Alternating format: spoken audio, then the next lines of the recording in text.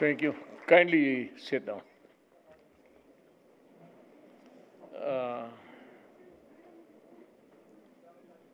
Cadet Second Class John Ray Albano, can you give the tikas pahinga to the troops?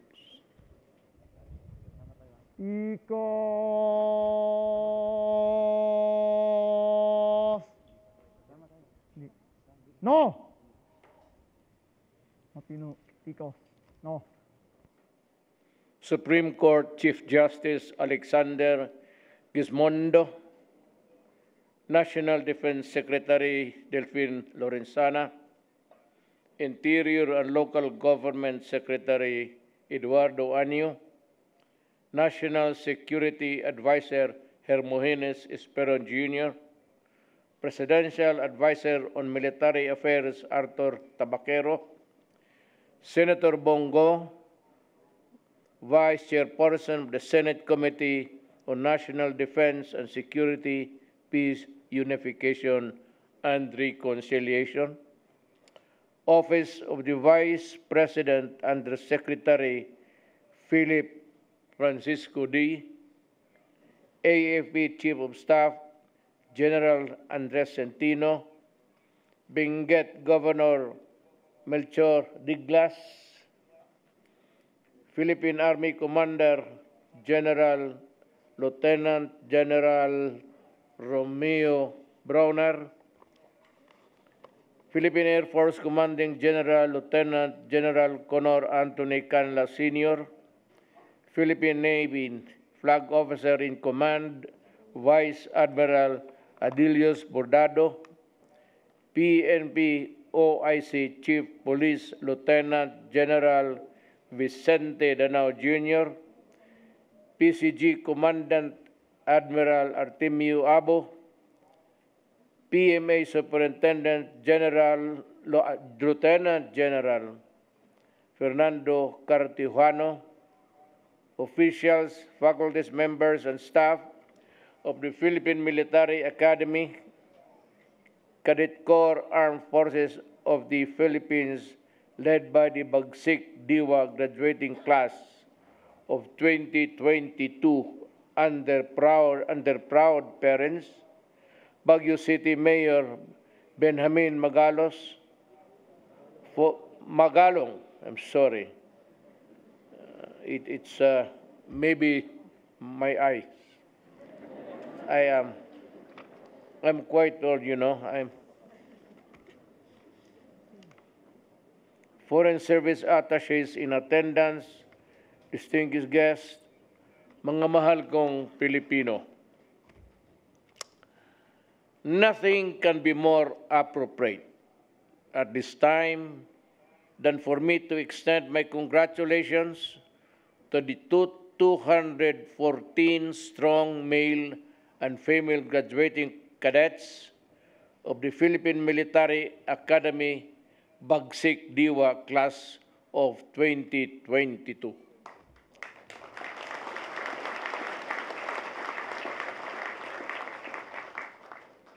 Yours is the honor today, as it is your parents' proudest moment. This day belongs to you, not only to each of you individually, but to your parents and loved ones as well. Permit me to especially congratulate the top graduating cadets of this class who have shown remarkable leadership qualities and academic excellence. Noontime of June 30, 2022, my public life as President of this Republic and Commander-in-Chief of the Armed Forces of the Philippines, to which all of you belong, comes to an end. In contrast, your responsibility to uphold, protect, and secure people's rights, lives, and properties officially starts today. Although I am sure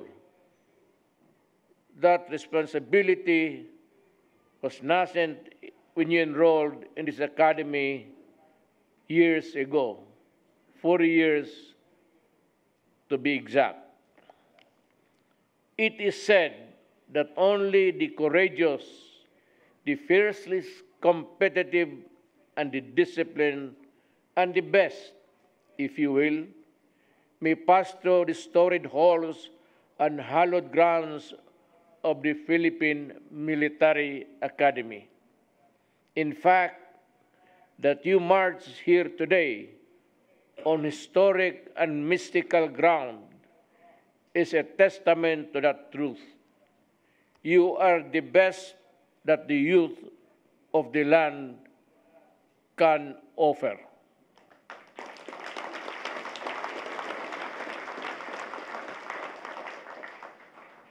My friends, and to you, the graduating class, the world is changing, and it is changing fast. And so do attitudes, mores, and values.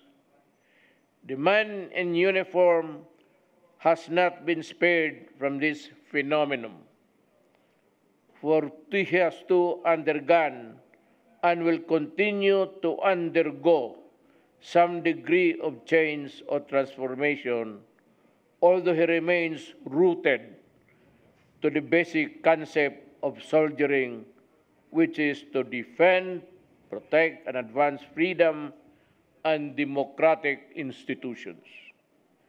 Today, the man in uniform must be many things at the same time if he is to be relevant to the changing times. He must be both a warrior and a peacemaker, an arms bearer and a pencil pusher, skilled in the art of war and adept as a lifesaver, an offensive machine and a fierce defender, a tribune and a diplomat, a soldier and a civil servant. You can all be this if you want. The Philippine Military Academy has sufficiently prepared you for all possibilities and all eventualities. The eyes of the Filipino people are upon you. Always remain true to your oath. By your actuations in public, the Philippine Military Academy shall be judged.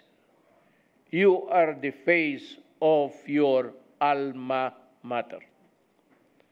My administration was constrained to adopt extreme legal measures to fight society's ills at the start of my term. Sad to admit, after 6 years, these ills haunt us still, though to lesser degree of intensity. Corruption, red tape, and illegal drugs, and crime and criminalities are the wrongs that we need to correct. I guess it is in the hands of the next generation of Filipino leaders and movers where our salvation rests. You, the BAGSIK DIWA class of 2022, belong to that generation.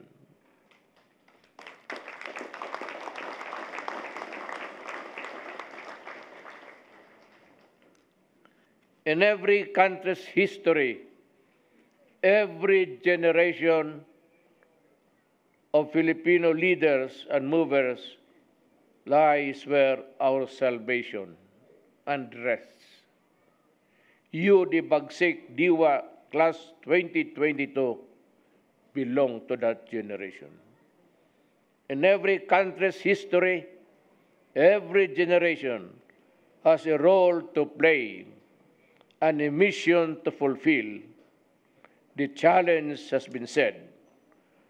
To the members of the BAGSIK DIWA class, we await your response. Maraming salamat at mabuhay kayong lahat.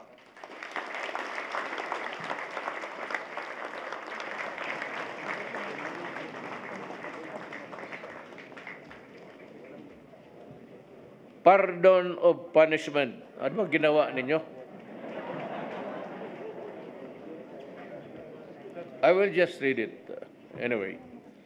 In observance to the time-honored tradition of the Philippine Military Academy on the occasion of the graduation of PMA BAGSIK DIWA Class 2022, I, President Rodrigo Duterte of the Republic of the Philippines and Commander-in-Chief, Armed Forces of the Philippines, hereby, ayaw kong basahin eh.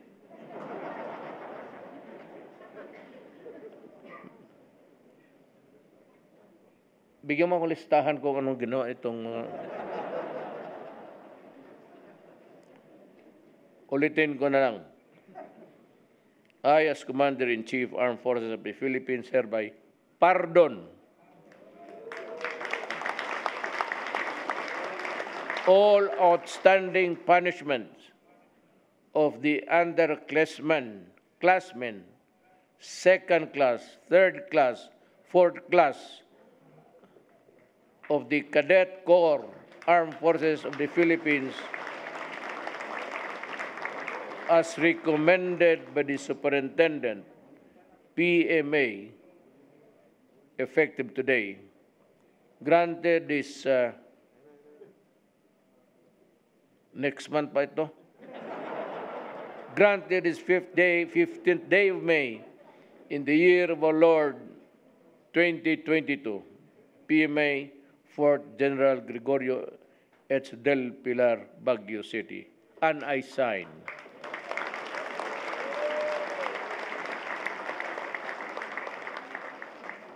Pumapalakpak muna kayo bago ko pirmahan to. You clap your hands.